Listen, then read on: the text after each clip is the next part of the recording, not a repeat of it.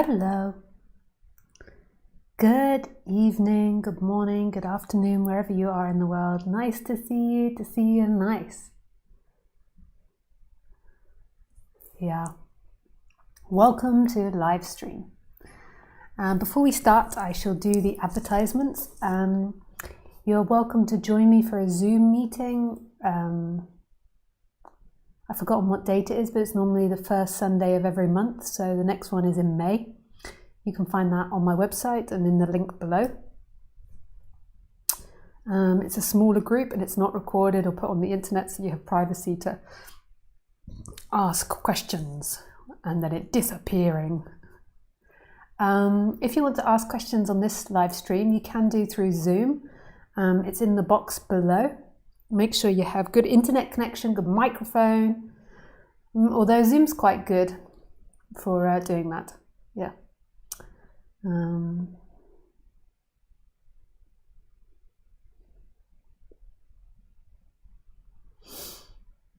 Yes, okay, let's begin. So let's see. What is the title of this talk? So the title of this talk is What is being aware of being aware? Oh, nice. Very interesting question. What is being aware of being aware?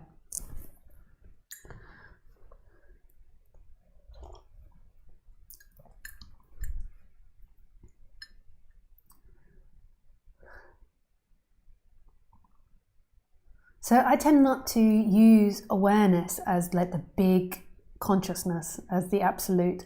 I tend to use personal awareness and then consciousness as the big thing that is experiencing. But all words that I use are just words, and that's it. They don't really touch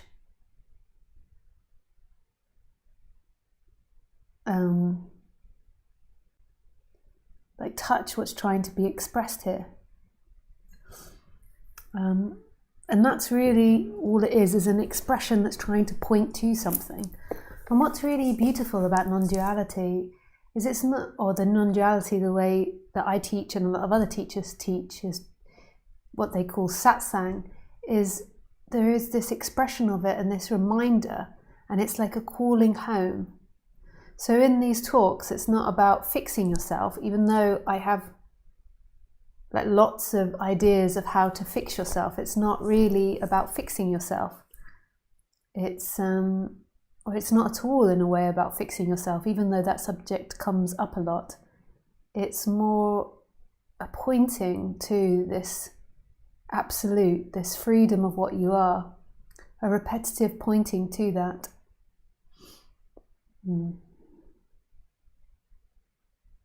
Yeah, it's beautiful. It's really beautiful. And it's kind of like a song back home.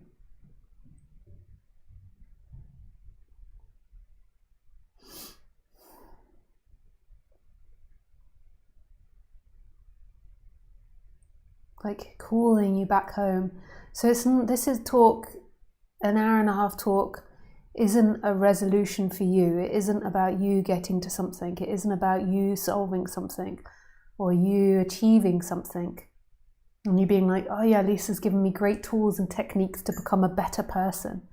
It's really just a calling back to something that's already here. So any words that I use fail. Any words that I use aren't it. Really aren't it. Like, what is deeper than that? What is happening beyond the words? So when we do this exercise of being aware of awareness, so you might have heard lots of teachers advise you to put the attention in awareness. When we do this exercise, there can be a surrendering that happens, but it's not like you think it is. So what the mind thinks is that I'm putting my attention in awareness. So you move your personal awareness to itself. You're moving personal awareness into itself. What you think is, or what you're often taught, is that you're putting it into the big consciousness. So you're putting your attention into the big consciousness. But you can't do that because you can't see consciousness. So that can only be a functioning that's appearing in consciousness. So what you're actually doing is you're putting awareness in awareness. So in itself, so you're putting personal awareness in personal awareness. So you're bringing the attention back to itself. And in that there can be a relaxation, and then something else can be heard. But it's not like you imagine it. There could also be lots of seeking and striving that's created by that. So it's not like you do that and you will be free. But you do tend to put your attention in awareness, and there tends to be a relaxing that happens. And then something else begins to come forward. But it can never be a personal activity, because anything that you see or experience in this dream is part of the dream. So it's not really something you could do to arrive somewhere. Only seemingly in the dream, but you can't really put personal awareness into the big consciousness, because the big consciousness is experiencing, so it cannot be experienced. So if you do that, it's an activity of the mind, but it's a healthy activity of the mind. I'm not rejecting that, but it's not you getting somewhere and becoming enlightened and putting your attention in this freedom and becoming free. It gives feelings like that sometimes, because a relaxation happens and a seeking stops and something else becomes present. But it's not like your mind imagines it. So often people suffer because they think, why am I not able to be aware when I'm in suffering? But of course you can't be aware when you're in suffering, because when you're in suffering, the mind is busy in past and future, trying to get something and trying to avoid something. So it's not something you could do.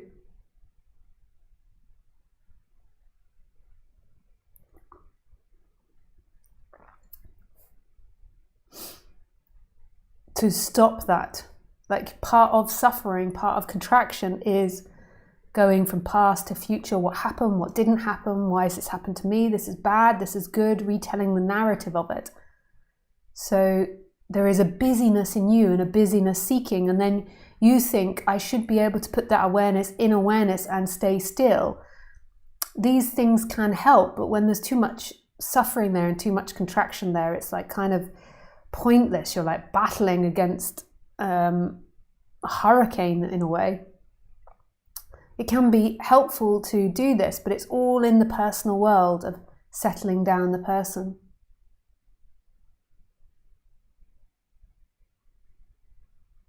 Of settling down you.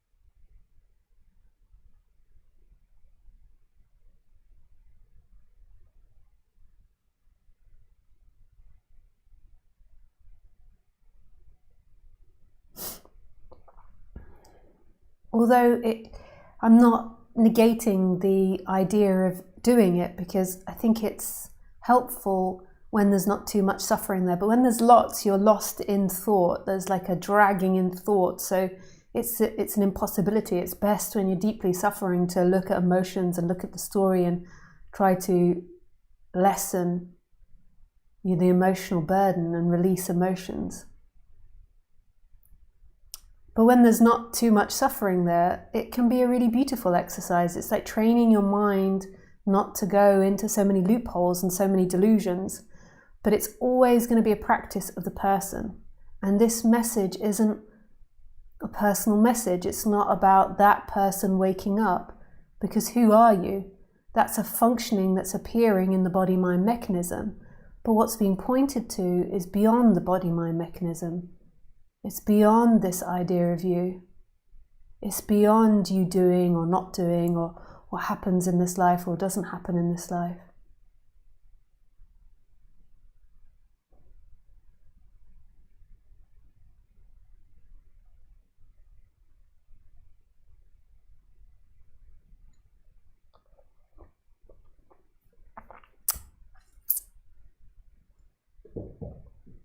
You just make sure everything is working.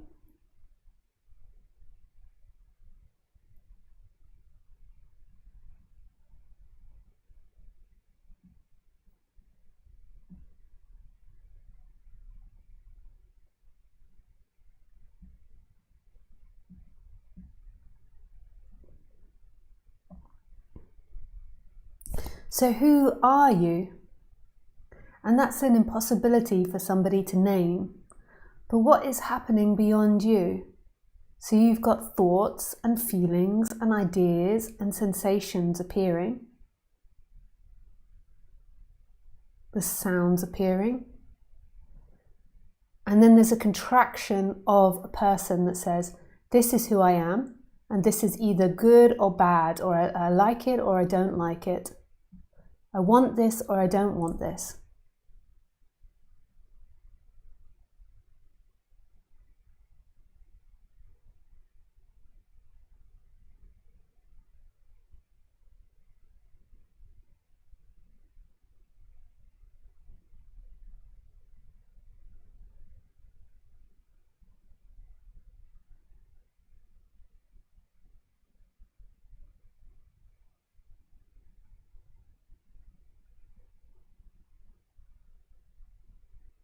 Is that who you are?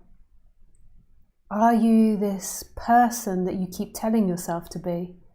This construct of right and wrong, of labeling things, of saying I choose this, I don't choose that, it's my fault, it's their fault, should, shouldn't, right, wrong.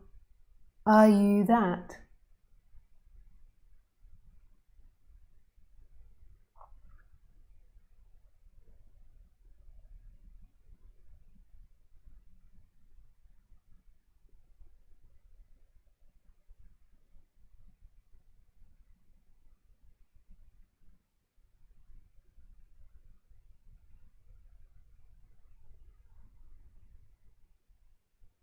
Or is there something else happening?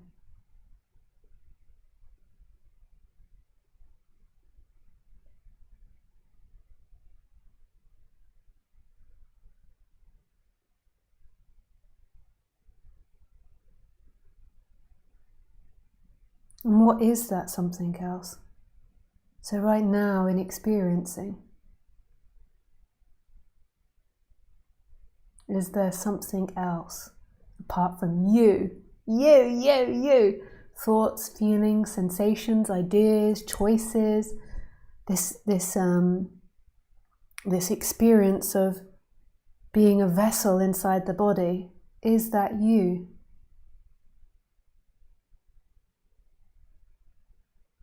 Is that you?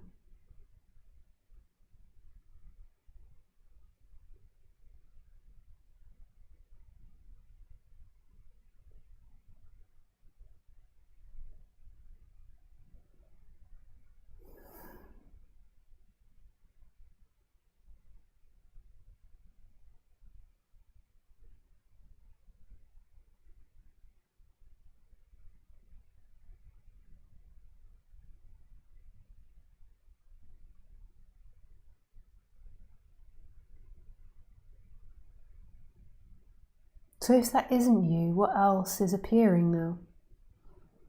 So we could say there is a consciousness that's experiencing, but what would that consciousness be?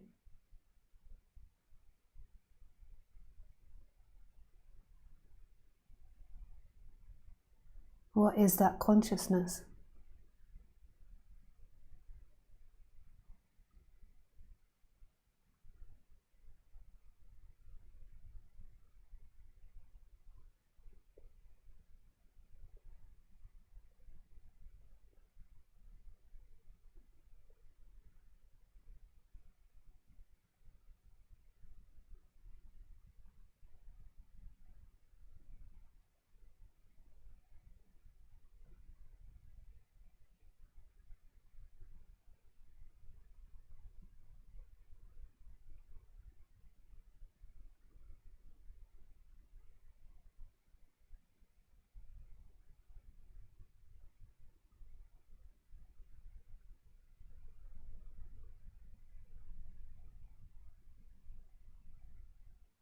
So what would we name as consciousness? There's perception happening now. As in, there is everything happening, and who is perceiving that? Who is conscious of everything that's happening? And there's also this sense of being alive, like you're not alive, there is a sense of being. But where is it? Like we imagine that consciousness is something behind the eyes, or consciousness is something that belongs to a soul inside this body. But there is simply a consciousness happening. And this consciousness isn't independent of the things it's experiencing. It's a narrative that I am experiencing and I am conscious. In the direct experience, there is consciousness happening everywhere.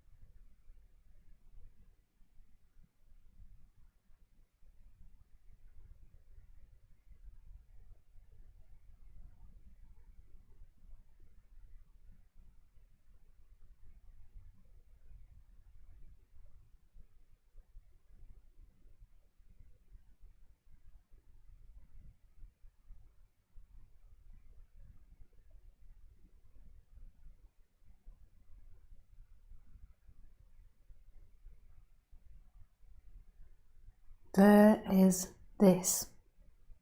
And are you separate from this? There is this. And this is the answer to everything that you're looking for. God, that's so full on. You know, I don't know what you're going through or what's happening in your current circumstances, but this really is the answer to everything. And what is this? You know, this is going to be with you in all of life experiences, in birth, in heartache, abandonment, suicidal feelings, losing loved ones, aging, and also the dying process.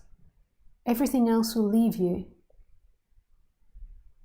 Your parents, your children, none of them can be taken to death, but this will be here. This will never abandon you. It cannot abandon you. You can only imagine it abandoning you, that there is a world without me. But in your experience, this is all there ever is. And this is the freedom waking up to this.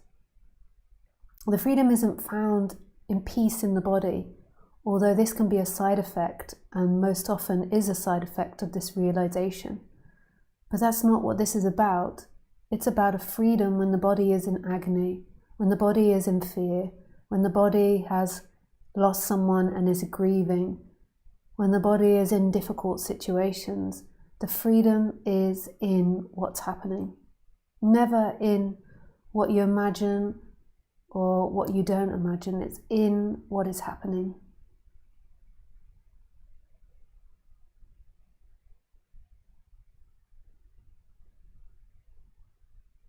It doesn't look like a particular behavior.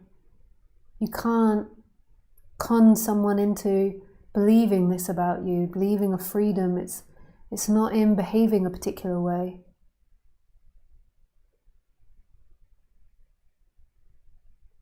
It's not in owning something. It's not in declaring something. It's in the intimacy of what's happening. And this is experiential. It's not something you achieve. What is happening right now? Who is experiencing? What is experiencing? And is that separate from what's happening? Is there a somebody that is experiencing what's happening? Or is there simply what's happening, conscious of itself? And this is so important to know, that this is a non-dual world. It's not a dualistic world. So in the West, we have the idea of heaven and hell, of a subject and an object, me in relationship to God, and I am a soul inside this body.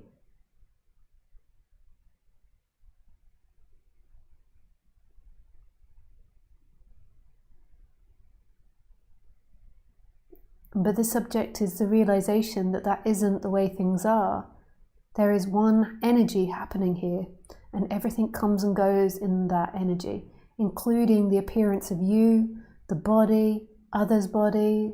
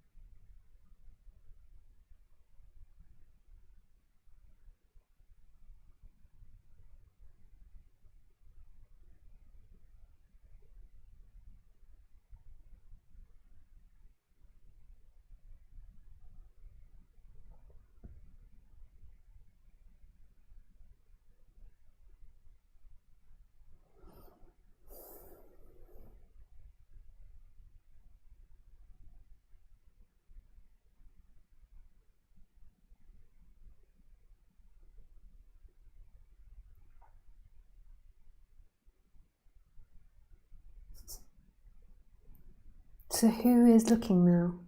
And where is that looking starting and stopping? Does it start inside the head? Does it start out here, out here? And this is love. This is all you've ever seeked for, is this intimacy. It's not something that's conditioned, that says you have to be good to get this. It's absolute love. Where is the looking? Where is the experiencing? Where does the experiencing start and stop? Who is experiencing?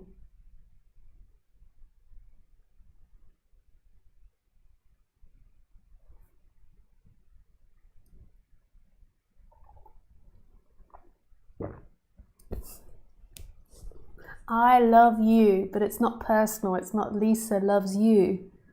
It's love. It's love saying love, singing love. Personally, Lisa has a long-term partner, has a dog she loves very much, family and friends she loves very much, and that is conditioned, and that will always be conditioned. People often come to me looking for a mother that unconditionally loves them, because the mother in the first few years and the father in the first few years unconditionally loves the child. And when that hasn't been fulfilled, then often the human grows to look for that unconditioned love in people, in objects, in things. And you can't find it in the apparent subject-object situation. So you can't find it in Lisa's character unconditionally loving you. She won't. So what is it in experience that unconditionally loves? Because there's something here which is unconditionally loving, and that's not more mine than it is yours. It's everybody's. It's here. It's this moment. It's experiencing. And this isn't about getting. This isn't about you getting. As soon as you're in you getting, you're looking in things, in subject-object. It's what's beyond subject-object, what's beyond you getting. And I'm not saying don't try and make your circumstances better. If you've got lots of hate in your heart, go for therapy. Understand why in childhood you developed lots of hate. It's not just because of identification. Like, identification doesn't necessarily mean a really unhappy, hellish, hateful, violent person. That's definitely because there's identification, but then there's been like really screwed up childhood situations, or there's something neurologically happening in the brain, or there's been injury to the brain. That's not just identification, and you can improve those things in the story. But that's not what I teach. I sometimes reflect on these things to help people get past them. What I'm trying to teach is what's beyond that. Where is the unconditioned love in the experience? This is total love. It's total intimacy, and it's for everyone. Nobody is left out of this. And the body can be in total fear, and there can be a knowing of this. The body could be in the middle of an earthquake or the middle of a horrendous situation and screaming in fear, but yet underneath there is an intimacy of this. It's not about not having fear. It's not about not having emotions. That's something that happens in the dream to the character. Where is the unconditioned? The only thing that I can definitely say goes on the human level is hate. There cannot be hate anymore. And hate is, I suppose, like this real belief in doership that there is somebody that's guilty, either internally or externally, or there is a God that's guilty, or there is events that's guilty. It's a knowing that everything is in order and flow beyond a personal level. It's like an unconditionedness that comes in through the character from this realization. But apart from that, there can be fear, there can be jealousy, there can be anger, there can be sadness. But what is the freedom beyond that? It's not a rejection of feelings. As soon as you start rejecting feelings and get into the idea that it will be the end of these feelings, you're back into the dance of seeking. You're back into me, and looking in experience. The birds have fear, the animals have fear, so why would the human not have fear? It's natural. That some people get the idea, I won't have fear, but I'll have joy, I'll have happiness, I'll have bliss. But why? Why would you have the positive emotions without the negative emotions? It's illusion. You get into, first of all, before you get into the subject, you think that your happiness is dependent on external objects. So you feel good when you get particular external objects. Then when you get into psychology or this subject, you begin to think, okay, my happiness is not dependent on external objects making me happy. It's on my emotions and my feelings being happy. So then you go on to this search to try and become the most perfect, unconditioned person that only experiences positive emotions. And then you seek to only have positive emotions, and it's another illusion. This is going beyond the body-mind. What is there beyond that? Beyond fear, beyond joy, beyond happiness, when you're not looking in that. Yes, this makes you a more peaceful person, but that's not the point. What is beyond that?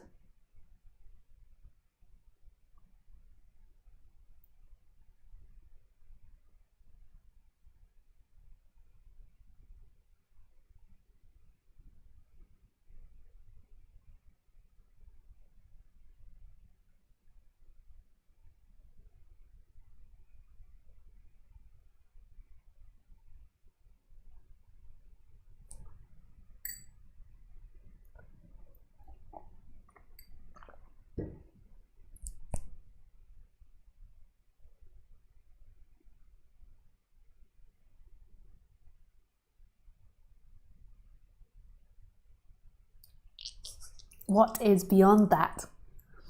Who are you? Okay, so if you want to ask questions, I would prefer to speak to you through Zoom. So you can join Zoom and then you can put your hand up. There's only 3 people in Zoom at the moment. But yeah, you can put your hand up. I'm not really sure how you put your hand up. Oh, somebody has written a question. So, in Zoom. Would you like to speak, Jordan? I'm just going to turn chat off because I don't want to chat in Zoom. Where do we do that? Chat. But I will read that one out now as it's there. No one. Okay, hi Lisa. It's been years since this energetic integration is happening. This transformation oscillates between moments of tension and peace, with energy growing slowly as the wave goes on. Could you talk a bit about this process of integration? Has you gone through? Just so you know, the Zoom chat, the Zoom link is in the box below, or it's in the YouTube chat. Hey Jordan. Thanks for your question.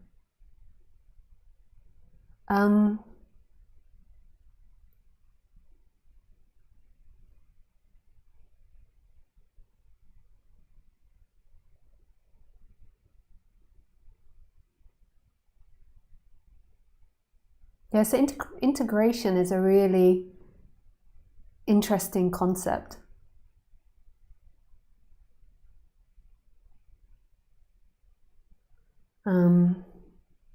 Because there seems to be a character that goes through time, but that's all it will ever be, is an appearance. There isn't ever a character that's going through time. So at the moment, you imagine a Jordan which has been going through an integration. So there is an imagination of you, which I don't know what that looks like. You know, maybe you imagine your body. Maybe you imagine or have a feeling of you. So there's an image happening in you, an image of your body happening in your head, and then also a feeling of you.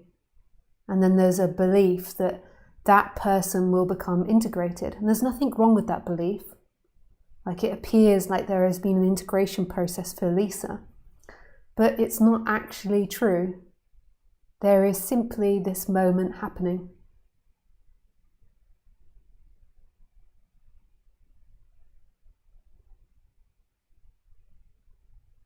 And that is the absolute truth. So this idea of you integrating is only an idea. And this idea of your integration will come and go. And the idea of how that is developing and how that is processing will change dependent on the emotions that you're experiencing and dependent on the thoughts that you're experiencing. I'm not saying that they'll be like completely untrue. There is a seeming truth to them.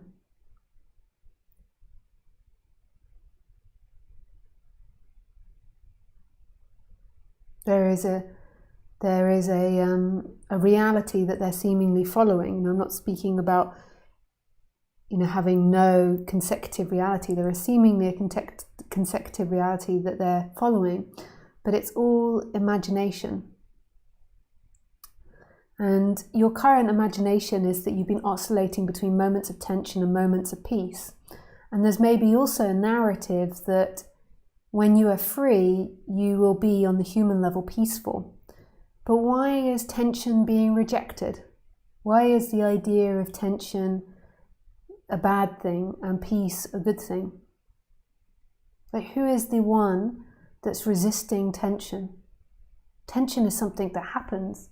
We have a life that can be tense. So this narrative of you that has tension and has peace. And why do you need to hold on to that narrative? Why do you need to hold that up? How is that important for you? And what's it serving?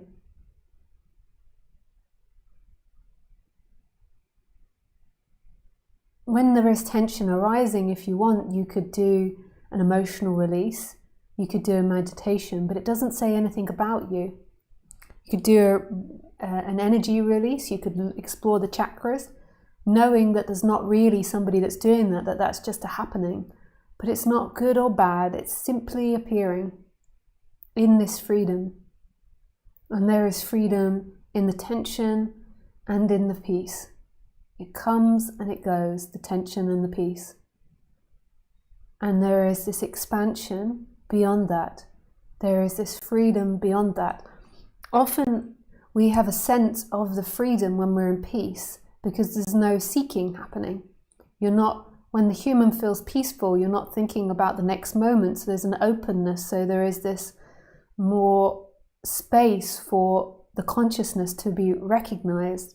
And then when tension happens, seeking happens. So then you think, I've lost something. I'm not at it. I'm doing something wrong. But who is this one that's doing something wrong? And is this true? Can there be absolute freedom in tension? The energetic contraction, that's beyond peace and tension. It's like this, it's a thing that happens when you believe that that is who you are, that I am somebody that's experiencing tension, which means I'm not free.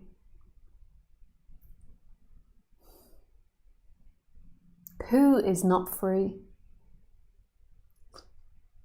Nice, thank you for your question. I see more people have joined Zoom. If you have a question in Zoom, please put your hand up. And I will come to you at some point.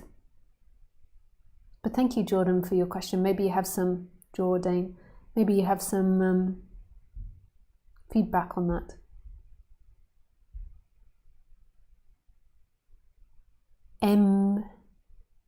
Okay, we'll go to Jordan. So, Jordan, you can unmute yourself. Hi, Lisa. Hey! 1 second, I might have to just put your volume up a little. Hey. Thank you for your answer. Yeah. You said, how to say this? I was feeling that without holding on to this story, that I don't exist, but not in the sense that I am not here, but that the identity is not so much here. Yeah, beautiful. I feel really... I'm sorry. My audio on my laptop's broken. I just have to get my speaker. 1 second, I will be back.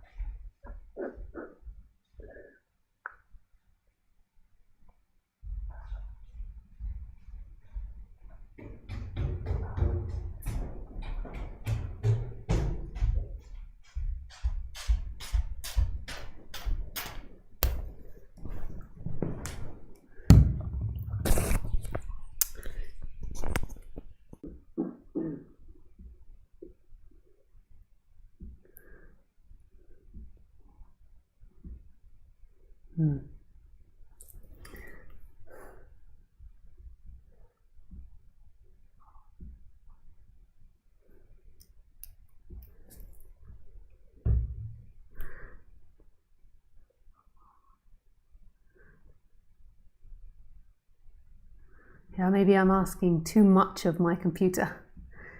Oh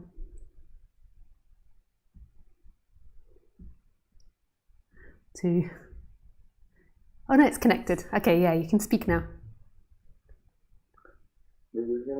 Oh, hang on, I have to just do it in Zoom. Preferences. Okay, yes. Okay, now you can. Yes, go. Thank you. Thank you. So, your words, your teachings, they have really helped me along those years to understand myself, to know how to release energy from my chakra. And I wanted to thank you for this also. Oh, pleasure, Jordan. It really is. Yeah, pleasure. You have to repeat the question you asked earlier, because just before I went to get my speaker, because I forgot what you asked, or I didn't hear maybe. Yeah, I was just saying that I have once the experience of God, and after that I feel really between both worlds, between like one step is free but another is not. Yeah. And that's totally welcome. So I understand that experience of feeling between two worlds. And that can be disorientating for the person to feel like, you know, you're a person on one level that feels contracted and feels separate. And then at other times there is this expansion where you feel one with everything. And it can be really devastating when you go between the two, or it can just be very gentle and very subtle. And it's just noticing that that too is welcome. Like there's nothing to seek from. There's nothing to avoid. The tendency is to say, you know, I've got it, I've lost it. But notice that there is still perception happening in all of it. In a way, I suppose I'm saying, like on the human level, like don't give it too much attention. If there's emotion there and there is discomfort and there is contraction, then you can do the activity of putting attention and awareness, or you could release an emotion. But I wouldn't give it too much attention. It's just a happening. But it's also just a happening. If you give it too much attention, it's not like you're doing something wrong by enacting that. It's just a happening. And at some point, you know, that will begin to settle down. You know, it's not your job to work it out, to fix it, to get to this place where it's all stabilized. You know, it's just presenting yourself. I know that sounds a weird way to put it, but in every moment, that here we are. This is what's happening in the good and the bad, in the contracted, in the expanded. It's all happening in that one energy. And then also on another level, like the fact that it's been realized and that expansion has happened is so incredibly beautiful. You know, we forget because we're into this subject and we maybe listen to speakers and like are so used to this subject, that how miraculous that is to know not to-ness, beyond the mind, beyond interpretation. Like what beauty that is known. Like it's such a celebration. Even if it seemingly comes and goes, it's a celebration that has been tasted in this lifetime.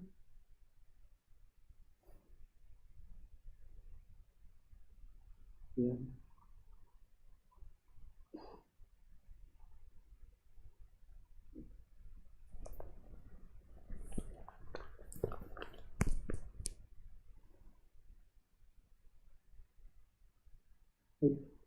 I feel I get used to this expansion, and I don't remember myself enough. Yeah. I know. Yeah, when that's happening, it all falls away, doesn't it? Like when your story about yourself and the idea of it coming and going all falls away. It's like you don't even really notice that it's fallen away, because that would be another story. You're just there's just experience and intimacy with experience happening. Yeah. And then there's no problem, and then there's moments where that comes back. and then it's registered, and then it's like, oh, this is a problem, and then it falls away, and you've completely forgotten that that's a problem. Yeah, you said it all. It's like this for years now, and I've moved in an ashram Yeah, to practice, to work on myself, to balance myself, because there was a lot of job to do, and yeah, you said it all. yeah, nice. There is those moments where nothing is important, where presence just shines inside. What ashram did you move into? Ama's ashram in the south of France. Oh, nice. I spent a lot of Yeah, time at Ama's ashram in India. I actually had quite a few awakenings there as well. yeah, I just came back at the last of March. I spent 10 days, and I hope I will be able to go again. Yeah, Such a beautiful light coming from this woman. yeah. Mm. And the ashram tends to be very simple in its requirements. Like when I was at the one in India, it was very cheap to live there, and they gave you food for free. You just had to do work every day. So it was very simple to have time and space to work on yourself and to meditate and to be in stillness. And then there's sort of like-minded people there as well. Yeah, in the south of France, it's a bit different. Right.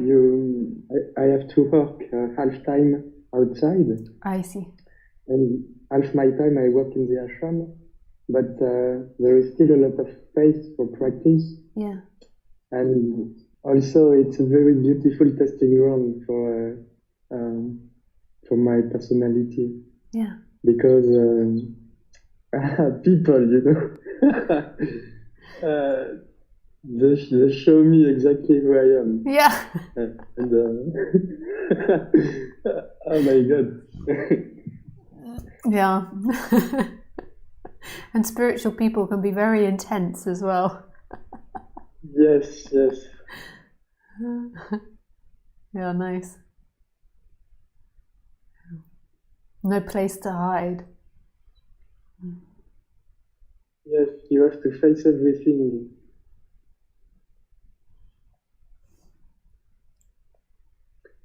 Thank you for your answer, Lisa. Yeah, my pleasure. Really lovely speaking with you. Thank you for asking. Have a good day. Yeah, thank you.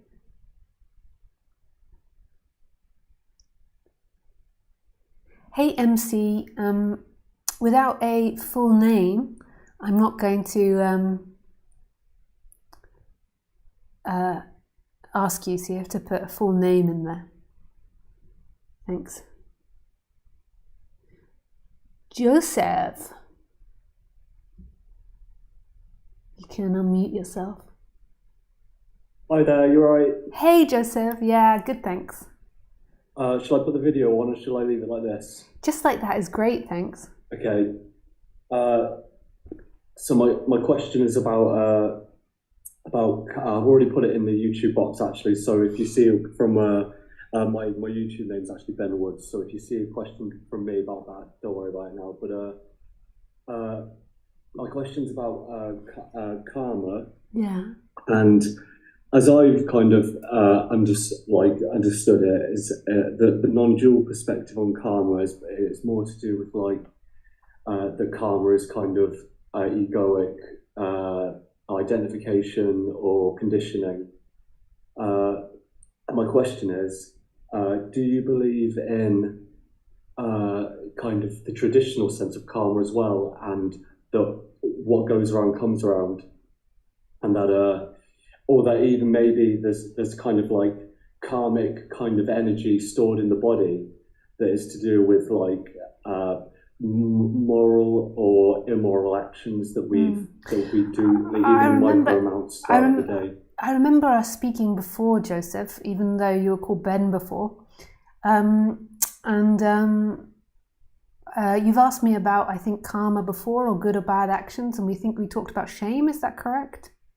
Yeah, it was more about shame, Yeah. and stuff like that. And Yeah. I just wouldn't go into this with you because I think that your mind is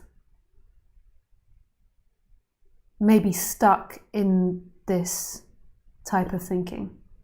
Right. Okay. Well, that's totally cool. Like, And- if that's your perspective, that's fine. Yeah. I'm only asking. I mean, I read in Siddhartha, you know,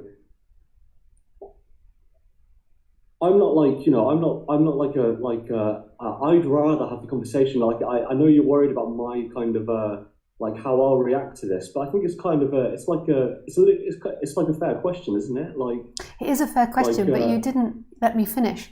I just was going to say that I just don't think it's any point going into mind here.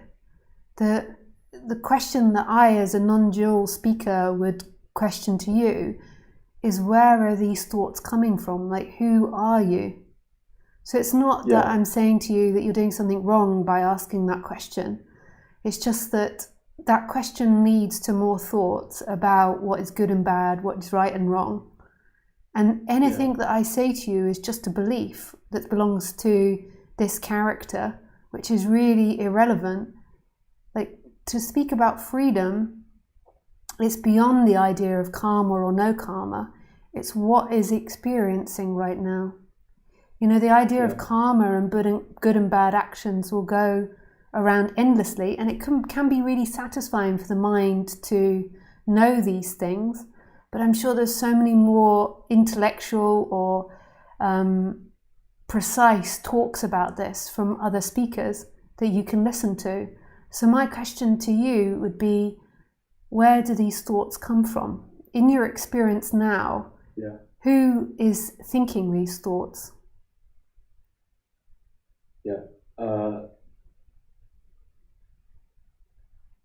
Well, I recognise that if I try and think of myself, that images come into my mind. Yeah. And that. And what are the images? What are the images? Like, what do you imagine yourself like? Well, in this moment. So I have like constant like a lot of images kind of in my body as well. I don't know if that's kind of and I know like identification can be stored in the body. Yeah, totally. I think that's accurate. You know, that stories and images also arise in the body as feelings, as thoughts, as images. You know, all types of things. I think it's not just this mind like we imagine that's in the brain. Yeah, we're fascinatingly complex beings. A lot of that, I do have like kind of a lot of I can hear, a lot of the time I can hear it in my voice, like kind of a character, or like or a kind of I sometimes like the kind of sometimes it's a kind of shameful character, and sometimes it's a kind of it's the opposite. It could be more of a kind of like vain kind of character, like. And I feel like a lot of kind of weird signals, like in the body, saying that wasn't quite accurate, that wasn't quite true or authentic. That or the way something comes out, the way my voice kind of sometimes there's some kind of like blockage in my voice, or whether that might be fear or something like that. Yeah. My original question is because this is actually what I'm trying to kind of resolve, is essentially how much of it is identification, and or is there some truth to the fact that there is a kind of like traditional karmic sense? Because I read Siddhartha recently again, and at the end of his kind of he goes and has a family, drinks, and like kind of lives a worldly life. There's a line where he says he feels like he's full of sin, and I think he looks at his reflections and he feels full of sin, and that's I really resonate with that, and maybe that's because of my kind of identity. I've got like a shameful identity at the moment. But so who is that? So you've got this feeling of this character that's full of sin, and this character wants to be free of that. and wants to wake up so it doesn't experience that anymore. And that character feels like it's inside the body. I'm just projecting onto you, I don't know, maybe you don't feel like you're inside the body, but it feels like it's related to the body. But there is something that's conscious of that in this moment now. And that consciousness isn't the character. So at the moment, consciousness maybe feels like it belongs to the character. But when there is delving into experience, there might be a seeing that consciousness, who you truly are, doesn't belong to the character. When there is belief that consciousness and that who you truly are belongs to the character, there is seeking which entails, and seeking can involve this idea of sin. I am a bad person and I must become good. Because you feel like you've lost something, or there feels like there is an absence of something, or there doesn't feel an at-homeness, there feels a restlessness, and it goes on to the idea of you being bad. So what is it that's watching that character? Who are you? In this moment, who are you? I'm not saying don't work on the character, and these things that you've spoken to about karma, you can speak to somebody that works on the character with. But here we're exploring who's experiencing that character that feels sinful. And where is that character located? Yeah, I used to, for a long time, I was very much like, the idea of like, the fact that consciousness as being the fundamental reality, and that all my ideas about myself are inside that, and that what my actual identity is consciousness. That all resonated and made a lot of sense to me. And I'm not saying it isn't true, but like it totally could be true. The kind of, but I find myself kind of being really like trying to be really kind of I don't know, like really questioning everything at the moment anyway, because of what's happened to my general state. So when I ask myself who sees myself, who sees my thoughts, etc., the idea that the consciousness is primary, I still have that as like I still understand that, and I can still, but part of me, but there's a part of me now that asks, is that not just a kind of abstract idea that could be, if it's not experienced, it's an abstract idea, and it maybe could be an avoidance. So it's something that's right here in the moment. It's not something that's intellectual. And what you might also be trying to say to me, but that also again might be a projection of me, is that maybe there's a part of you that wants to work on the character a bit more. And that's totally valid, but that's not really what I'm here to do, to work on your character. I have done that a lot in the past because I worked on my character a lot, so I have like lots of ideas and philosophies and chakra and way of working on it and exploring it. But really what I teach is non-duality, which is a pointing back to the absolute. But I think it's totally valid to work on the character, and I did many years of working on the character and exploring what it was to be this apparent Lisa and what her suffering was. And that actually created a lot of space for me to go deeper into non-duality, ironically. Because before that, Lisa had lots of bizarre ideas and had lots of suffering and had lots of problems, and so there was lots of mind activity and lots of like uncomfortable bodily sensations. And until that relaxed a bit, non-duality in a way was conceptual. So I'm not dismissing that, but it's like this might not be the best place for working on the character, because I'm going to keep pointing to the absolute. Well, that's fine. That's good, because my really the crux of my problem. Well, the crux of what I'm kind of trying to resolve is essentially how much truth there is to non-duality. That's a great question, and that really has to be experienced. So if you believe me if you believe non-duality, then you will always doubt non-duality. So it's really important to know this experientially. So in this moment, who is experiencing, and where does that experiencing come from? So there is thinking that's happening. There is, like you said, messages happening in the body. Like, I can't remember how you phrased it, but there's like these sensations, energies appearing in the body, and thoughts and images appearing in the body. There's an image of you, and that goes with lots of sensations. And then there is something that's experiencing that. And who and what is experiencing that? And how... Yeah, and any image that I kind of conjure is obviously just another image inside it. So, yeah, totally. So it's what's experiencing now that is not conceptual, that cannot be seen, but is seeing. And where does that seeing start and stop? So our mind says the seeing starts, the consciousness starts maybe inside my brain or behind my eyes or behind my head, and it stops somewhere. But in actuality, when there's a deepness into experiencing, consciousness cannot be found. It's nowhere and everywhere. It's in my voice, it's in the hum of the computer, it's in the lights, it's in the room, it's in the floor, it's in the emotions, it's in the sensation, and it's in no place. So you never find consciousness. And this consciousness also has a sense of being. It's like this being alive, and both will always be there no matter what happens, if the person suffers or doesn't suffer. When the person is lost in confusion or not in confusion, it will always be there.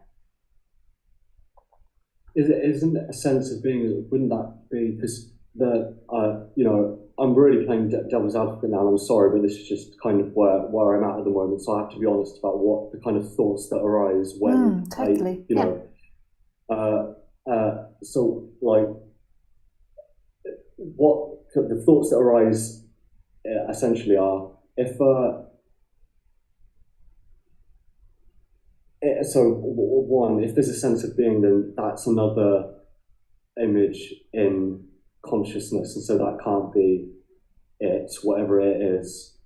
And also, if everything, all the images are inside consciousness, and consciousness can't actually be seen, it kind of makes, I kind of recently become more concerned that that's kind of like it's a very easy thing to sell because you can't see it. You see what I mean? Like, so it's like, it's kind of like, the reason you can't see it is because it can't be seen. And then my kind of, I don't know, I become like wary of that, because that's almost like, like I said, it's very easy to sell. Like, you don't have to prove it. You just have to, someone just has to, like, and I can recognize that everything that I experience is within my experience, and consciousness is kind of almost miraculous. So that does make me think maybe it really is something to it, because how can a brain conjure a subjective experience? Yeah, and I think these are really great questions, and I don't think you should ever believe anyone, but I think you should. There needs to be a going into what's actually happening in the experience. Can there ever be experience without consciousness? And where does consciousness start and stop? And yeah, you can't see on the human level consciousness, but yet consciousness is happening. So it's the most intimate sense of experience. And the beingness, some people would say that you see beingness, but when it's really seen as it is, the beingness is like the love side of consciousness. Without the beingness, consciousness just becomes very empty in a way. So it's like the opposite side. So yeah, it might seem like that, but as you go deeper into experience, you'll notice that they're two sides of one coin, that consciousness and beingness belong together. Like, it's not something, beingness isn't something you see, it's something that is this aliveness, this being. But this is really great, and I really think, Joseph, that these are great questions, and you shouldn't believe me or any other teacher but just go into experience. Like, not now, you don't have to do that now, you can do, but it's what is beyond me? Can there be existence without consciousness? What would exist without consciousness? What would that look like? So can that ever leave me? You know, so when I feel lost, when I feel like I don't know what they're speaking about, who is conscious of that? So yeah, it might feel like the greatest con. It's like something you can't see on the character level. But yeah, it's looking, because what would happen if there was no consciousness? And does consciousness belong to the person? If it belonged to the person, then the person would be able to see consciousness. But these aren't things that I'm trying to sell to you. This is really something that has to be experienced. And that's really you, even though you is illusory, going in and then finding there is no in or out.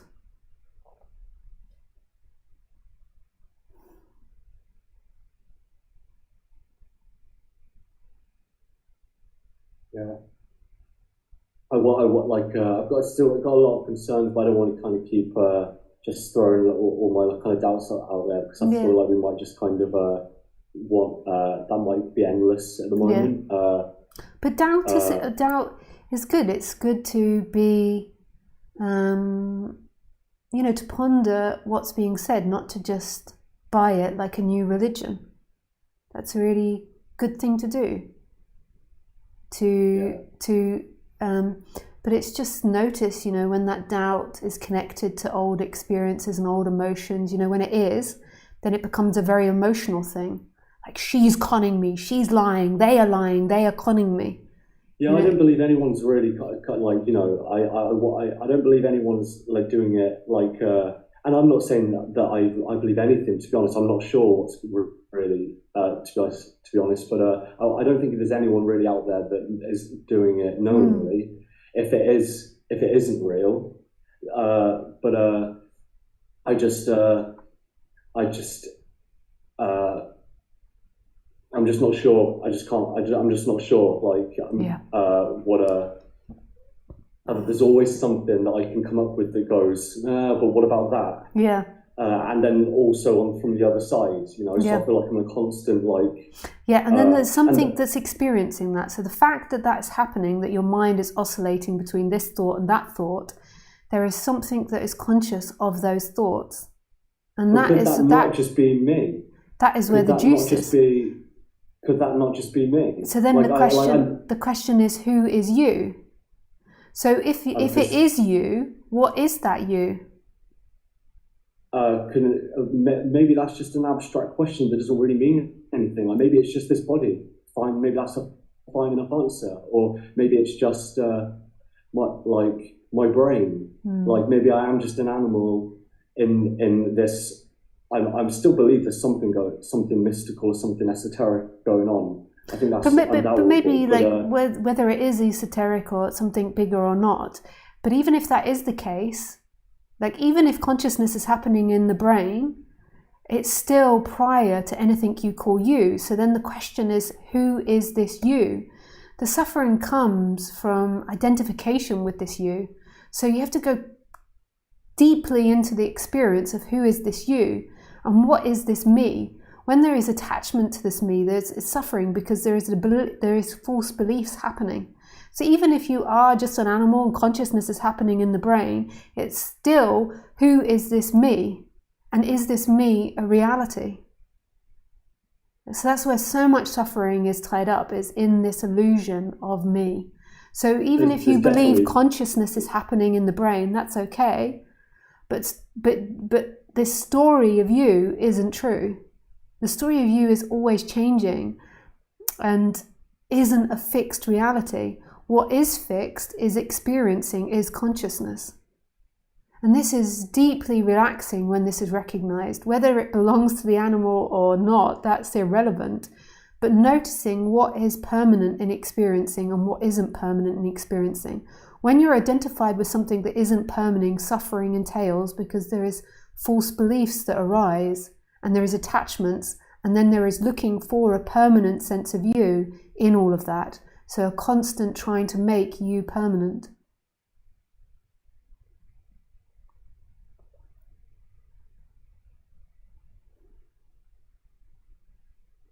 Yeah, there's all like whatever's the case, there's definitely some truth to the idea that we definitely believe act out. We kind of use an avatar to kind of navigate the world, and often unconsciously, and people kind of have a kind of character persona, and that more self-aware people generally have less of that. Yeah, and people believe it's real and then go to war for that.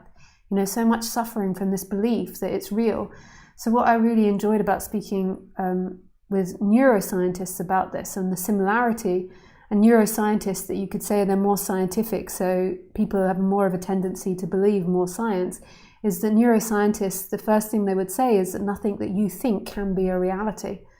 There is truth, there is not truth, but it's helping you function, it's helping you navigate this world, but it cannot be true because it's chemicals happening.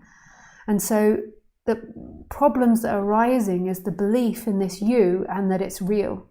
So what is happening in this experience that never changes and that is always here? And this is the refuge. Yeah. I just often, like, a lot of the like, sometimes I feel a bit like, and I know this could be just my kind of me interpreting the kind of the self-inquiry incorrectly, but sometimes I feel like, and I see a lot of like kind of detachment going on in the non-dual community and in myself. It doesn't really feel healthy. Yeah, totally. And sometimes when I feel my healthiest is actually when none of this is in my head at all, and something just flows very effortlessly. Yeah. And that's really not what's being spoken about, but I understand that can be a side effect for some people, but that is a misinterpretation of what's being spoken about. This is an absolute intimacy with what's being experienced. It's not a detachment from the person, it's not a detachment from the feelings or experience, it's a total embracing of everything that happens. But I can understand that happens, and that's a really sad reality that happens, that a detachment happens. But that is from a misunderstanding. Whether whose fault that misunderstanding is unknowable, whether that's down to bad teaching, life, or misinterpretation, that's that. But this isn't a detachment. It's really not a detachment. It's not a rejection of feelings. It's absolute embracing of feelings. What it is trying to point to is that your stories about your feelings aren't truth. They can be helpful. They can be good to name things, but they're not reality. And this is where everyone always gets lost, is that my thoughts and my feelings are real, and I am real, and I am experiencing. What is always here? What never changes? These are the questions.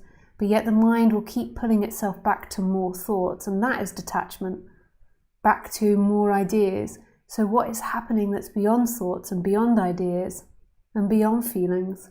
But this is not a rejection of feelings. What about beyond?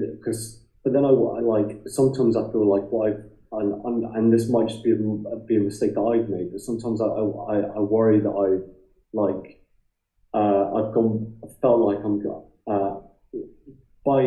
by recognizing that there have been a lot of negative thoughts and negative beliefs, habitual beliefs and thoughts, I've accidentally thrown the baby out with the bathwater and rejected a lot of healthy kind of intuitive thoughts. Yeah, and I really recommend just to recondition yourself in that way, and to go to somebody that can work with you in detail about how to transform negative thoughts into more positive thoughts, to become more aware of it, to work on your life so more positive thoughts are conjured, to look at past as to why that's arisen. But that's not what non-duality is about. But non-duality is not saying don't do that. It's really healthy to have a healthy instrument and to understand. Oh, sorry, I just knocked off my microphone. To understand what's happening in that instrument. But non-duality is pointing to who is experiencing all of that. Who? But like you said earlier, I can feel now that we're maybe going round and round. But that's not a criticism of you, Joseph. That's No, like it's really beautiful what you've brought up. And I'm not telling you not to believe or believe things. I'm saying, who is experiencing those beliefs? That's my question to you. Yeah.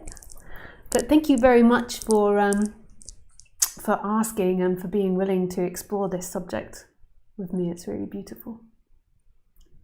That's right. Thanks a lot. I appreciate it. Yeah, thank you.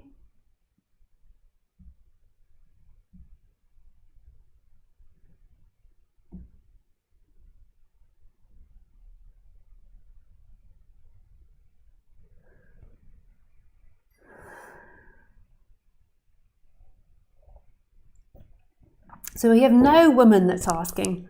It's not a criticism of anyone, but I don't think Govinda is a female name. Maybe Govinda is a female name, Govinda Sebastian, but I feel like it's not. Zoom user, are you a female?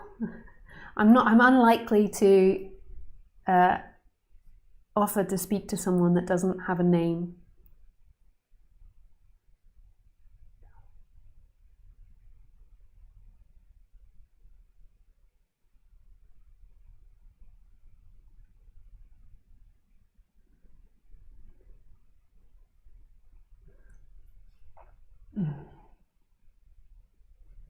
Let me just make sure that all the settings are working.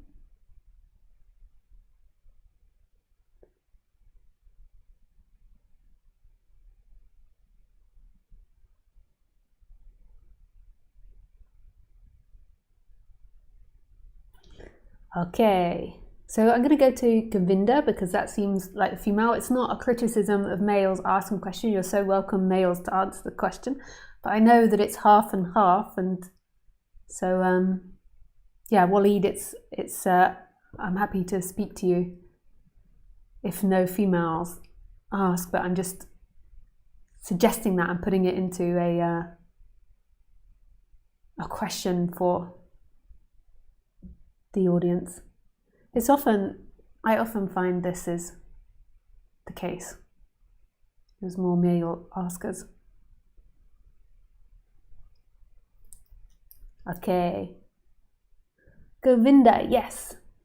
I think it's a male. Hey, Govinda. Yes, sir. Hey. How can I help you or not help you today? Well, I feel a lot of painful emotions. I'm sorry to hear that.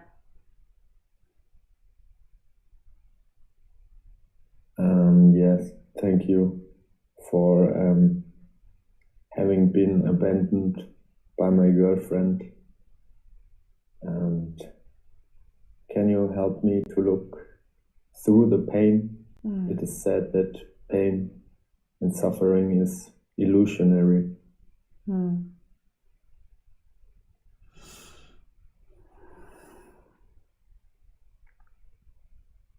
Yeah, so pain is happening now. So are you aware where the pain is happening?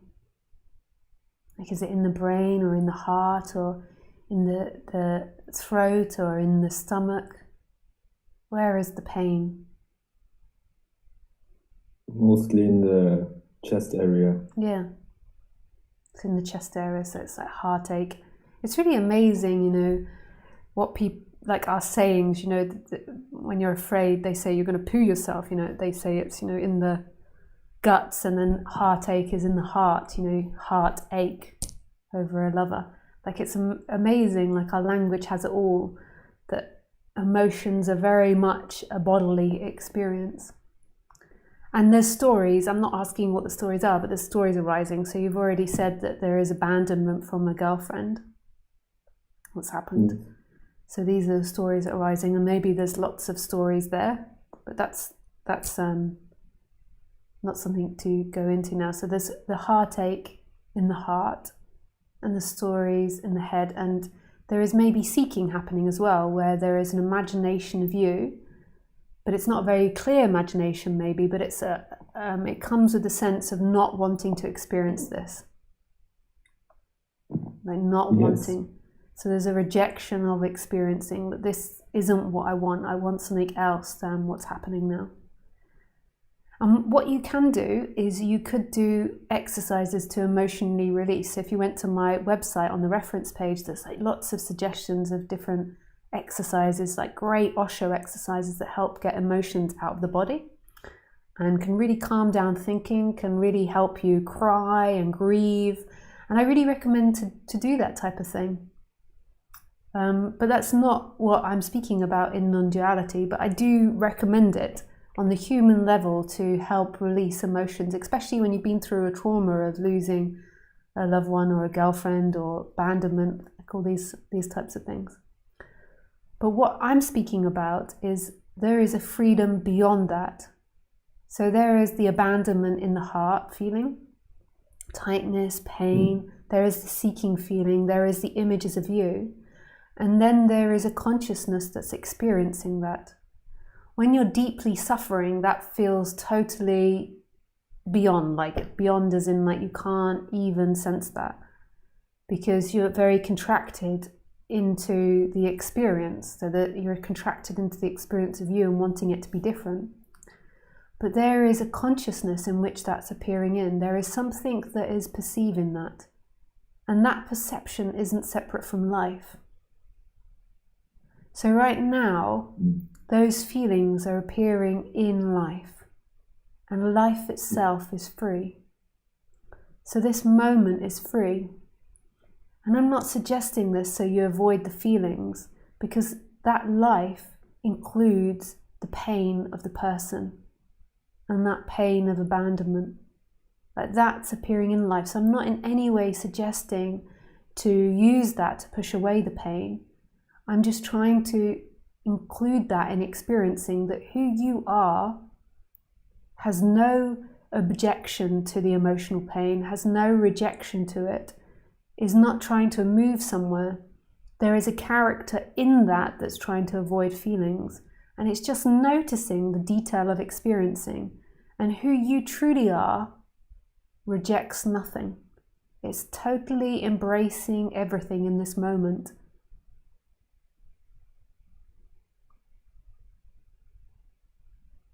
So that pain of being abandoned is embraced. The sound of my voice is embraced. The thoughts trying to avoid is embraced. The seeking is embraced. The body is embraced. The room is embraced. The sounds are embraced. Everything is embraced.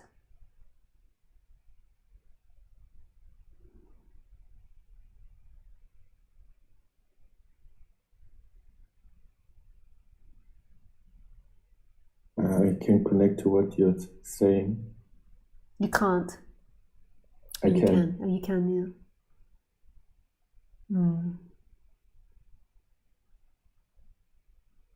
I feel kind of relief.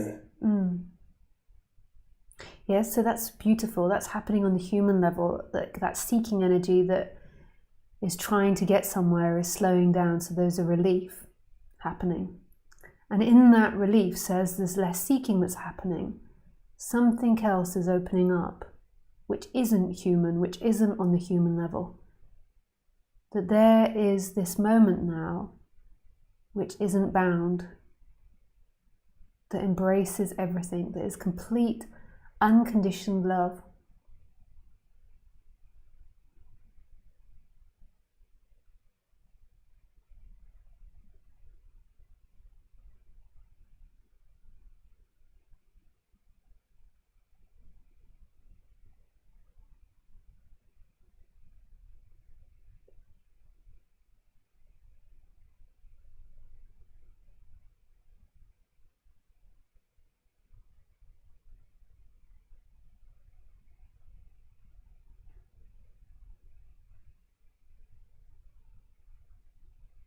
It feels free. It's totally free. Kind of freedom. It's totally free. It's not freedom on the human level. The human has conditions. The human has heartache.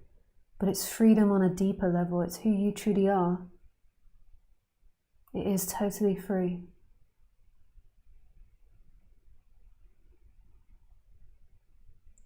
It doesn't need your girlfriend or not need your girlfriend. It doesn't hate or love her. It doesn't reject or hold on to her. It allows everything.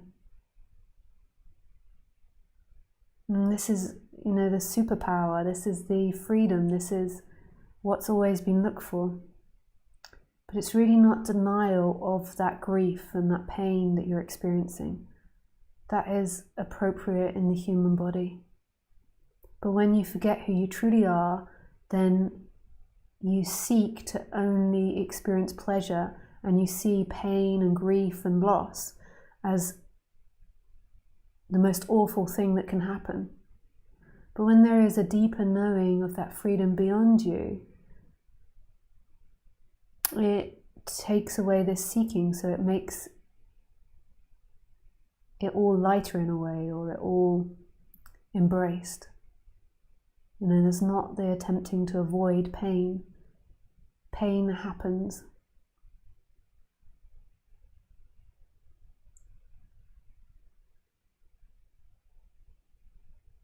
This is this freedom you seek, this moment, the looking, not the holding on, not the rejecting feelings.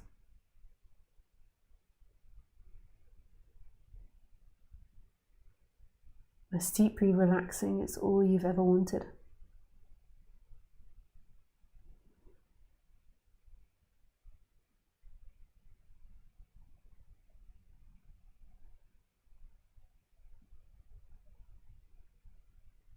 There's resonation with your words. I see what you're pointing to. Yeah, and that's the key. Like what you said, that resonance with the words. Like it's not intellectual. It's deeper than that. Like you say, it's like a knowing beyond knowing. Beautiful.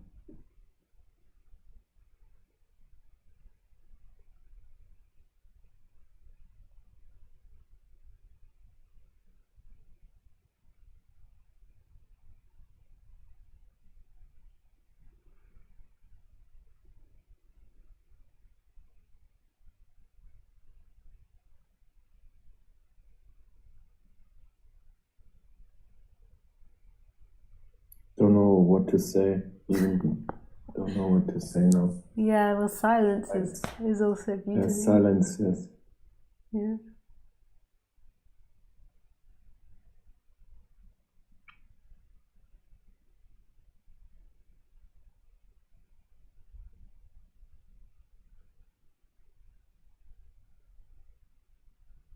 And just on the human level, before I'll move on to someone else in a moment, but on the human level, when something like that happens, the body can experience strong things. So also, doing some energy work might help the body move stuff, but not as a seeking for freedom, because the freedom is this moment, but to help the body, just like, if you got an illness, you would help the body by giving it certain food and medicine. And there's some nice Osho practices that you can do. You can find on my website, like Kundalini, chakra breathing, these different things. You just do it and it allows the body to move the energy, but not as an attempt to free yourself, because the freedom is what's happening, but just as an aid to help the body digest and move emotions.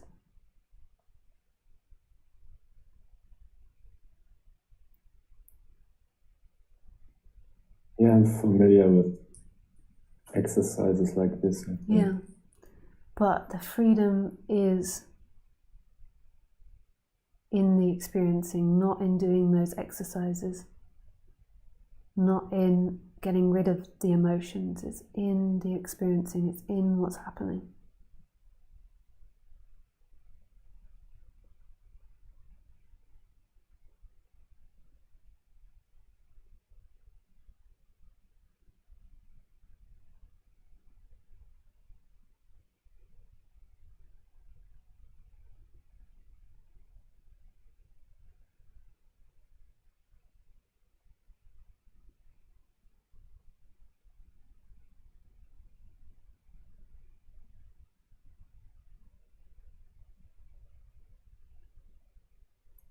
Here's silence again. Nice. Oh, well, thank you, Govinda. Sebastian. Thank you, Lisa. Yeah, pleasure. My pleasure.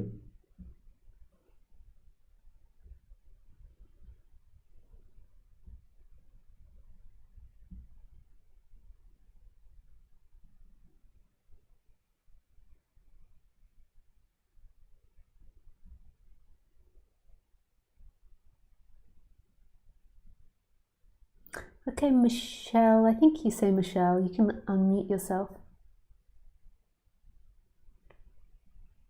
Hello?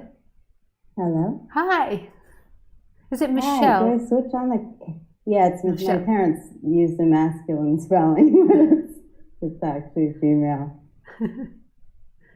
Nice. What on the? Can you see a video? Or no. No, I can't. I can't see a video. You can just see me. I don't think I've got enough internet to Oh, okay. see you as well. Okay.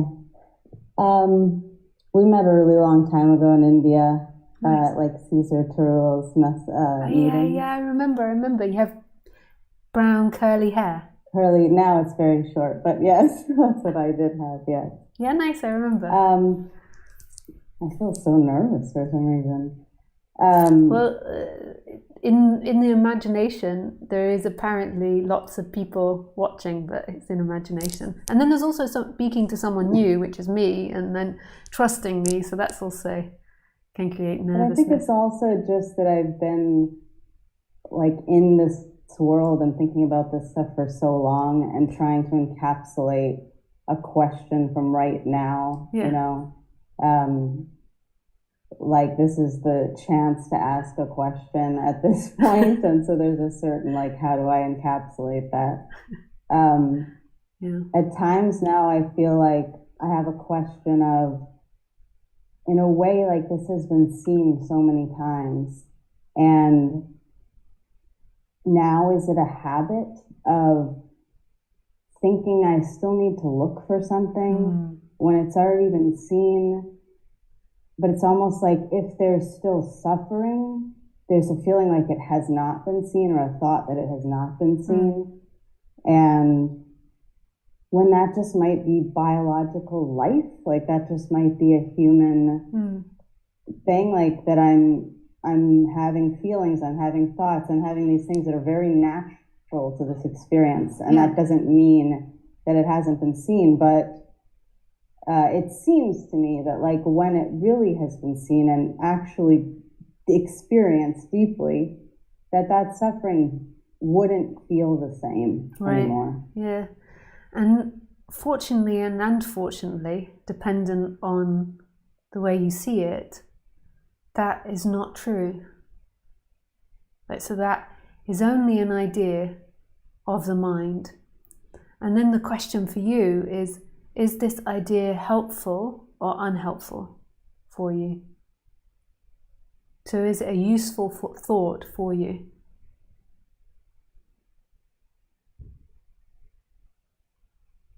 Yeah, I mean, I don't think it's useful. That's sort of why the question is just this a habitual thought, you know, that like there might just be more suffering with this particular body and mind, you know, like that just might be part of the character. Yeah, and your definition of suffering might not be the same as my definition of suffering.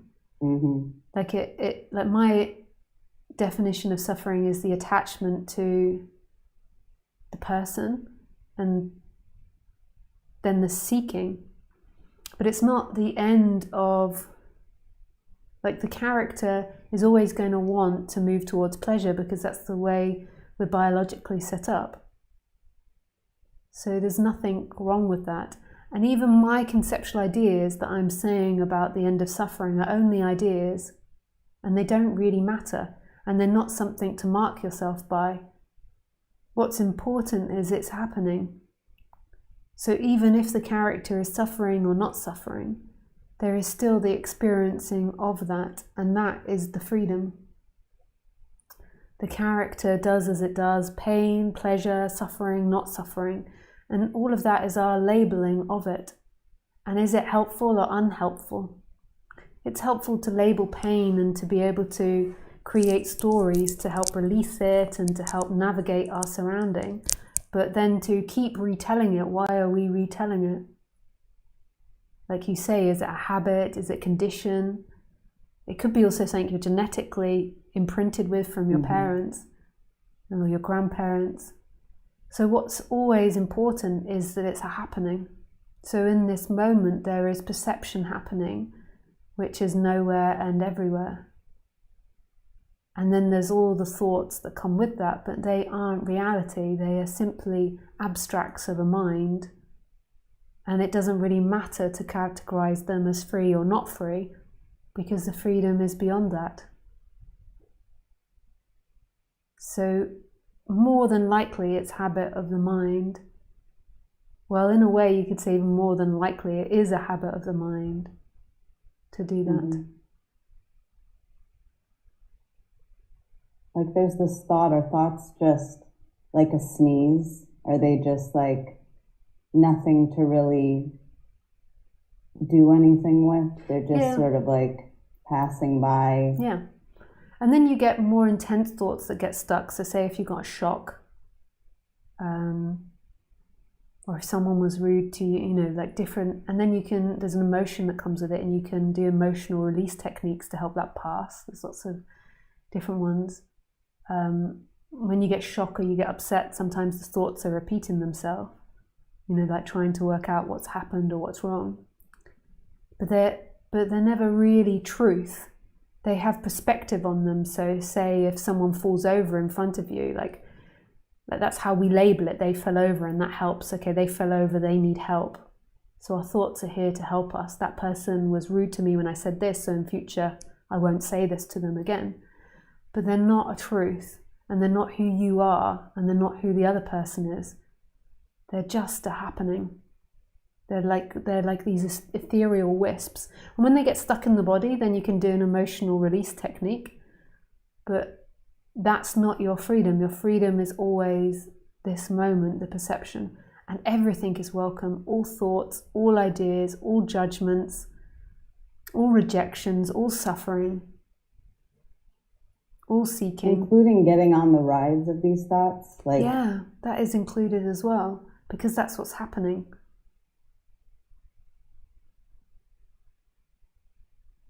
It's all a happening in that freedom. It's just when you get involved in the thoughts, then it produces that feeling like suffering because you're getting stuck somewhere. But that is freedom too. It just feels contracted when you do that.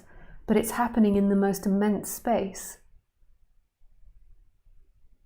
But it gives a particular flavor to the experience. But the consciousness is still everywhere in all things. It's never been contracted. It's never hidden. It's always been in everything. It's just that contraction, or that mind is now saying I'm bad and I'm small and I've done wrong, and it's lost in its turmoil. But the consciousness has never been lost. Who you truly are, who's truly listening to me, has never been lost, has never suffered, has never rejected. It's always been crystal clear.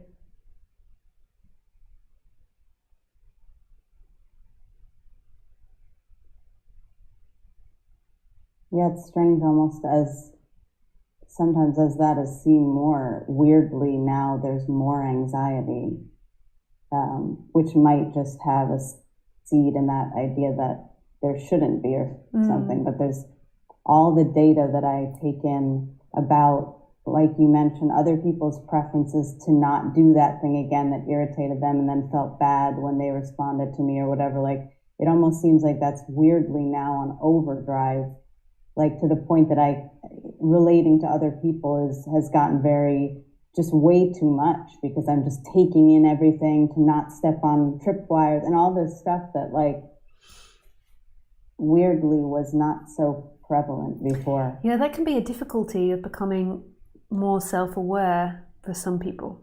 So the more they become self-aware, they realize that was in play. It was in play before, but it just wasn't so much in focus. And then as you become more conscious on the human level, become more self-aware, you realize these things are there. And then it's like they can become alarms. So then when you're interacting with someone, it's like you become overly focused on that, and that can be problematic and difficult for certain people. I've really noticed that, and that's to do with self-awareness as you become more aware of what the human's doing. And so, then the recommendation would be to, in that moment, put the awareness in awareness, not in the self-awareness. But I know this from people, certain characters, particular ones that have difficulty with socializing, this can become very exaggerated. So then on the practice level, it'd be put the attention in the awareness and not put too much attention in that. And if you've never explored that with someone, you could also talk through what that is and where that comes from, the over focus on other people. It's like I think it's just preventing pain. It's preventing crossing lines of people and having them get mad at me ultimately, and not wanting to navigate that or believe that I am doing something wrong. Even if I'm not, I might believe it in the situation and just go on that ride with it. Even though at another level, I don't believe any of it. Yeah. So at another level, it's just like, almost like, but I'm looking at them and thinking, well, they believe it though. And my like nervous system wise is being affected regardless if I actually believe what they're saying. It's still like there's an impact here on the body. Yeah. And that is something I don't like experiencing. So the seeking then starts. And you can explore that on the human level, because there are certain characters where where they find it harder to interpret people's signals, where they find it harder to understand the perspective of other people, and so therefore it becomes a lot more effort for them, and so there is a lot more pain involved in social interactions. But that's something you can explore with someone else or by yourself. Like you said, you're aware of what happens, and then you're aware of something deeper. And so there would be, from my perspective, of including that, accepting that, acknowledging that, but then also focusing on what is deeper in the experience, because that will go on. And like you say, it might be a very bodily thing, and that might also be, the karma of that body to, struggle more on social interactions and interpretations, and then that overriding the nervous system. It depends on your genetics, it depends on your past, there's so many things that could be. But the most important bit from the non-dual perspective is, like you say, this knowing of what is deeper. Like, what is happening here that is deeper than the pain and pleasure of social interaction. The thing is, even when I do that in the moment and I'm dropping into that, it doesn't necessarily relieve pain. Yeah, it doesn't. Yeah, you're right. Totally. Pain can be there. That's the same for me. So if I'm in a scary situation, the fear is there. And that's what's meant to be there. Like that, it's not that this realization is going to relieve the fear. If there's a scary situation happening, even if the mind's just thinking of a scary situation, that can still have the same effect. Or watching a scary situation on TV, the body experiences fear. And it's not about relieving that fear. There is a knowing of something deeper that's happening, and that's the freedom, but that's what's meant to happen in the body. The body is not meant to always be in bliss and joy and ecstasy. It's part of being human to experience pain. It's part of being a mammal. You see other animals doing it. Like today, Khaleesi was walking past a dog that was really not a threat, but something was threatening to her, and so all her heckles, Khaleesi's my dog, were up. So I could tell that she was in a state of fear, and I couldn't really perceive what she was scared about, but that's what happened. And that's the karma in that moment, is fear. It's really not the end of pain. It's the end of the identification and the judgment and the rejection of it. But pain is pain.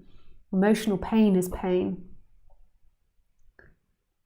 The true freedom is this recognition that what you truly are is not affected by the pain or the pleasure. And then this idea, this judgment that when I get to what Lisa's talking about, it will eradicate these things, it will eradicate social difficulty, is a belief that's appearing and disappearing and has no effect on that which is free. It just creates a sensation in the body. And that's okay for it to create that, but that's what it's doing. It just doesn't have truth. And it doesn't feel like a detachment to you? No, it's actually a real embracing in a way. It's like the detachment is the avoidance of the fear. It's like when you experience fear, it's like really experiencing fear. Not telling yourself a story or trying to avoid the fear or trying to conceptualize it to get rid of the fear. It's like there is full-fledged fear. It's like really feeling the fear. It's not pushing the fear away. It's not rejecting the fear. It's not trying to hide from the fear. It's really letting in that pain and that fear without any rejection. In a way, you could say in that moment, the whole world becomes fear. There's not somebody that's owning or holding that fear. It's like everything is fear. It's like an intensity. So it's really, it sounds like detachment in a way, but it's really the opposite. Telling yourself a story and avoiding the fear is a detachment. It's like a real embracing of the experience. Almost from that place, it's just like, there's fear here. Like, is that sort of what you're saying? There is fear here. And there can be a story in the sense of like, there is something that's scary out there that I need to move away from. But, like there's a lion running towards me, so there can be some form of conceptualization happening. But it's like, it's not very involved in conceptualization. It's like, that is what's happening. And if conceptualization happens and lots of thinking, then that's what's happening as well. This really isn't an escape of the human, it's an embracing of the human. Because the human is what's appearing. The fear is what's appearing, just like the embracing of the room. The lie is that that is who you are. That is not who you are. Who you are is the perception of it all, which is a difference from being the person that is afraid. Like what's perceiving now is not that person in fear. That is something that's appearing in perception. It's not the person that does or doesn't like socialization. That person that does or doesn't like it can't experience, it's being experienced.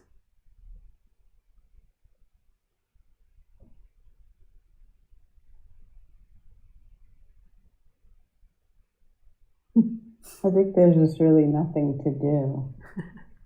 I think there's been a lot of doing. Like, I don't think it's almost like noble to not do anything, even though there's actually nothing to do. Or that it's not right, like, to just,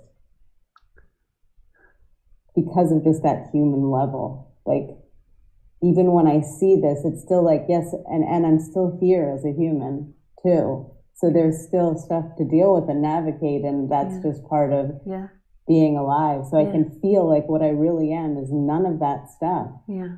And yet still here I am navigating in a way. So the doing happens. Always has to, in the apparent human world, always has to be dealing with things, apparently. Like we have to deal with our stuff, we have to deal with our relationships. But that's not the person, that's not the one experiencing, that is an experience, and that's the fundamental difference.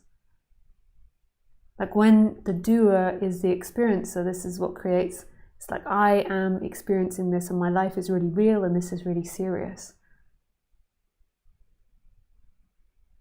I know there's some seed here that's, like there's something fishy, but with this thing that you're saying, there's been so often a feeling like I don't believe on any of the things, but others do. Like others believe that, and so that's why I have to keep this stuff in order or whatever. Like I don't really think that I'm any of these things. I don't feel like any of these things. I don't identify with these things. Yeah. But I must identify, like I must feel like I have to do it a certain amount in order to kind of just like pacify others. Yeah, and just be like somewhat comfortable in life. Like I kind of have to play in this game. Totally. Yeah, totally. There needs to be a playing in this game. Otherwise, you'll end up on the streets begging for food. So there needs to be a playing in this game with others. And there needs to be an apparent keeping up with appearances. But the others are a projection of your imagination. But in order to play the game, just like if you're playing a board game, you have to roll the dice or take the cards. If you don't do that, then, more than likely your life, when I say your life, I mean your possessions and all your things will begin to be lost. But the others are a projection of their imagination. They don't really exist. But there's these rules that apparently exist. Like if you don't pay your rent, then you'll have nowhere to live. If you don't eat food, then you will starve. If you don't, if you aren't cooperative with others, then you will be alone. But there isn't actually people there that you're interacting with. So the person that collects your rent doesn't actually exist. They just exist as habits and conditions. Who they truly are is consciousness. But in the world of apparent objects, there is conditions. You do have to pay the rent, you do have to brush the hairs, you do have to interact, you do have to earn money, you do have to feed the body, otherwise all of that will begin to disintegrate. But it's who are they and who they truly are. So when you look in your landlord's eyes, who he truly is or who she truly is consciousness. Not the character that's demanding money or angry or happy with you. And that's deeply relaxing. So their judgments are simply judgments appearing and disappearing, but who's looking at you doesn't judge you, who's hearing you doesn't judge you, who's experiencing you doesn't judge you, but their body has seeming judgments and conditions arising and disappearing. But it almost feels like they would have to know that, though. I know that's not true, but that's how it feels right now. Like they would have to know that to make your life easier. Have to kind of be in on that. Yes. Yeah, I mean, like otherwise it feels like a real weight, because it feels like there's a real belief of what we are and what I should be to them and all these roles and but where are they now? So that might appear in the moment, this role that has to be acted out, but the rest of the time when you feel the heaviness of them, that's in your imagination. So in the moment of it, there might be a weight to having to be a certain way. But when they're not there, then it's totally in your imagination. So you're holding up this idea of what you have to be to them or how you have to be. And you're holding it in your body. I know, like it's like you're holding this relationship. And that's okay to hold this relationship, but it's not true. It doesn't exist. There is nobody that you're in relationship right now with. There is these bodies speaking, but there's really nobody you're in relationship with. But your body might be performing for mine, and mine might be performing for you in order to get on or to have a consistent conversation. But there's not actually two people speaking. There is simply speaking happening in perception. There's complete intimacy with that. There isn't two people speaking now.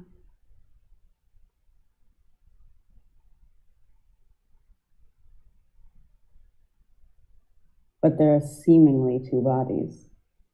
Yeah, seemingly. I don't know if there is here, but there might be there. I mean, I can't even see your body. There is sound coming out of the speaker. I can see a name flash on every time you speak. And a hand up. But really, that's my yellow hand. Yeah, that is you. Like really, there's like sound appearing in perception.